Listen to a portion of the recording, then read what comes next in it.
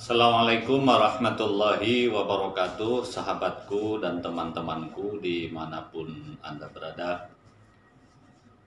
Hari ini saya ingin menjelaskan tentang pertanyaan mengapa masa idah wanita itu berbeda-beda dan sebenarnya apa hikmahnya. Apakah dalam masa idah itu suami masih harus bertanggung jawab atau harus memberikan uang? Saudaraku, khusus kepada klien yang bertanya, ini laki-laki sebenarnya. Konon katanya dia akan menikahi seorang janda. Pak Kua meminta selesaikan dulu masa idahnya. Masa idah berbeda-beda. Masa idah itu adalah masa menunggu bagi seorang wanita yang telah diceraikan oleh suaminya. Yang pertama, kalau sang istri itu dalam keadaan hamil, maka setelah diceraikan oleh suaminya, masa idahnya adalah sampai melahirkan. Jadi kalau dia diceraikan sedang dalam keadaan hamil, maka masa idahnya adalah sampai dia melahirkan. Kemudian yang kedua, bagi wanita yang diceraikan bukan dalam keadaan hamil dan dia sudah haid, artinya sudah mengalami haid, maka masa iddahnya adalah 3 kali suci. 3 kali suci ini 3 kali kuruk 3 kali suci ini berarti 3 kali sekitar 3 bulan juga namanya karena umumnya haid itu kan 1 bulan sekali. Bagi wanita yang diceraikan tidak dalam keadaan hamil dan tidak dalam keadaan haid atau belum pernah haid atau sudah masa menopause, artinya ketika menikah dia belum pernah haid kemudian atau sudah menopause, artinya tidak memungkinkan lagi haid, maka masa iddahnya adalah 3 bulan. Jadi kalau sudah haid itu 3 kali suci atau 3 kali haid.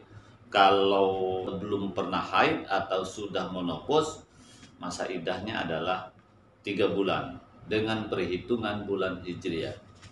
Yang keempat, bagi wanita yang diceraikan belum pernah duhul, artinya belum pernah jima atau belum pernah hubungan biologis suami istri, maka tanpa masa idah. Jadi mungkin ada yang bertanya, kok bisa beda-beda?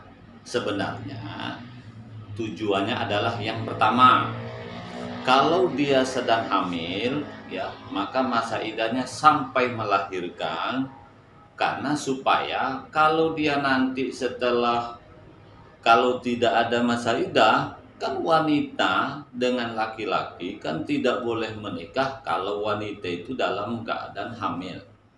Memang ulama ada yang membolehkan menikahi wanita hamil dengan catatan yang dihamili adalah oleh laki-lakinya itu.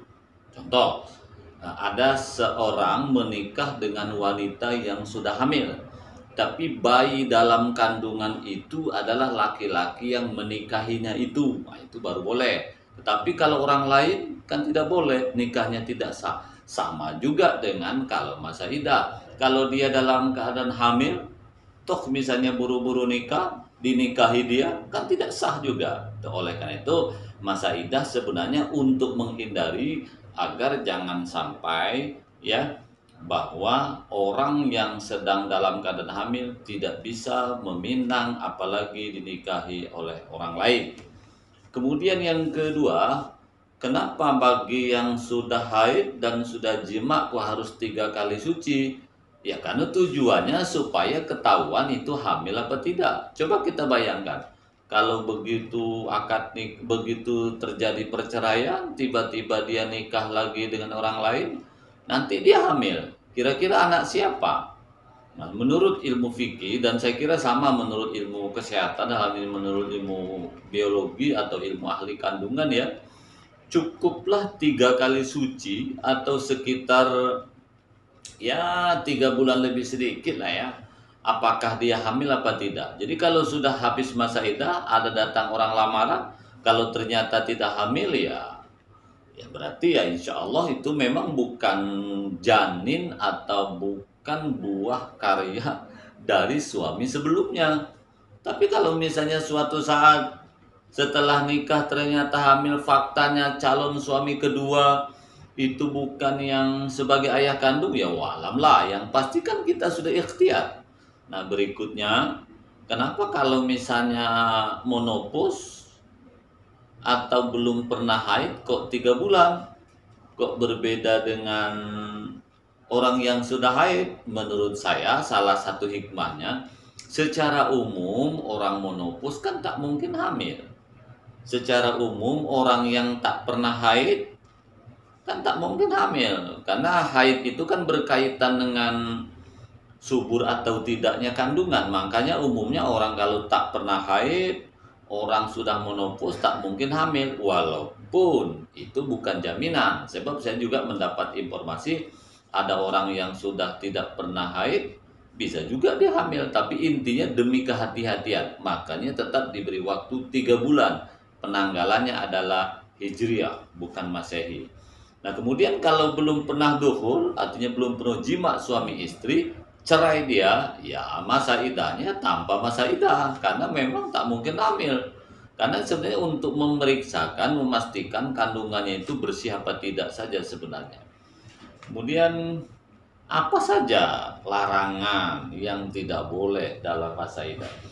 Dalam masa iddah ini jangankan menikah dengan orang lain, menerima pinangan atau meminang pun tidak boleh. Menerima pinangan itu artinya kita menerima lamaran dari laki-laki lain yang akan menikahi berikutnya. Oleh karena itu kalau ada wanita mau menggugat cerai atau ingin cerai karena demi ada laki-laki lain yang disebut pembinor, berebut bini orang, mungkin ya, pastikan nikahnya itu selesaikan dulu masa iddah. Jangan buru-buru, apalagi belum cerai pun belum putus dan nikah lagi pula, tidak boleh. Jadi dalam masa iddah itu tidak boleh menerima pinangan dan meminang orang lain. Tidak boleh meminang. Itu kan ada juga pada budaya-budaya tertentu wanita yang meminang. Tapi umumnya kan kita menerima pinang. Saya ingin pertegas, menerima pinangan saja tidak boleh, apalagi menikahnya. Kenapa? Karena masa iddah itu sebenarnya masa menunggu yang belum putus yang sesungguhnya. Selain untuk mengecek hamil atau tidak, kan sebenarnya dalam masa iddah ada kemungkinan atau memiliki peluang besar ya suami yang sudah menceraikan itu akan balik lagi dengan kita. Jadi sebenarnya masih suaminya itulah yang lebih prioritas untuk merenung balik dengan wanita yang sedang dalam masa iddah daripada laki-laki lain. Seperti itu ya.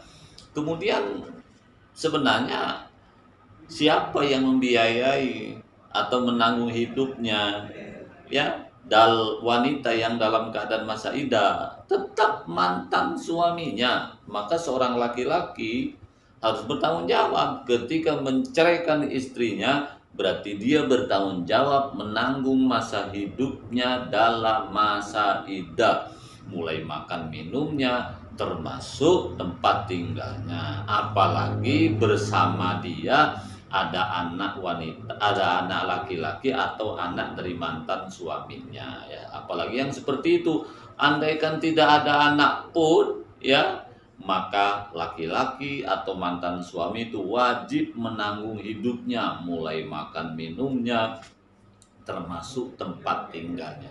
Saya kira jelas ya kepada yang bertanya bahwa masa iddah itu ada jenis-jenis masa iddah itu ada 4 macam ya. Kalau sedang hamil berarti ya sampai melahirkan. Kalau dalam keadaan sudah haid, sudah duhul, maka sekitar 3 kali suci, artinya 3 kali haid ya. 3 sucinya dihitung. Kemudian kalau dia tidak lagi haid atau masa menopause atau tidak pernah haid, maka 3 bulan dihitung dengan kalender hijriah. Kalau belum pernah haid sama sekali dan maaf ya, Kalau misalnya dia belum duhul, maka tidak ada masa idah. Masa idah ini sebenarnya salah satu tujuannya adalah untuk ngecek dia hamil apa tidak. Jangan sampai hamil itu nanti menikah orang lain, dan juga memberi kesempatan kepada suami atau kepada wanita itu untuk sama-sama merenung. Dalam masa idah, tanggung jawab nafkahnya itu ada di tangan mantan suaminya. Saya kira itu, mudah-mudahan ada manfaatnya. Wassalamualaikum warahmatullahi wabarakatuh.